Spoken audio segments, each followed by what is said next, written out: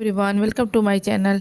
डरी सहमी विद्या ने अपने पति माधव के सामने किया अपने गुनाहों को कबूल। जी हाँ दोस्तों, माधव विद्या के खिलाफ सबूत इकट्ठा करते हैं क्योंकि विद्या का पायल जहां अबीर का एक्सीडेंट हुआ होता है वहीं मिल जाता है। यह देखकर माधव हैरान रह जाते हैं। माधव विद्या को खींचकर अपने कमरे में ले जाते हैं और अबीर के दुर्घटना के बारे में पूछते हैं।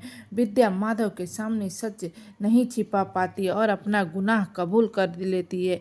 विद्या माधव से अपना मुंह बंद करने की विनती करती है। माधव अबीरा को सच्चाई बताना चाहते हैं क्योंकि उसने अबीरा से वादा किया है कि असली अपराधी को सजा दिला कर रहेंगे। लेकिन अब माधव विद्या को बचाने के बारे में सोचते हैं क्योंकि विद्या माधव के पैरों पर गिरकर रो रो कर भीख मांगती है कि आप मुझे बचा लो, मैं जेल नहीं जाना चाहती।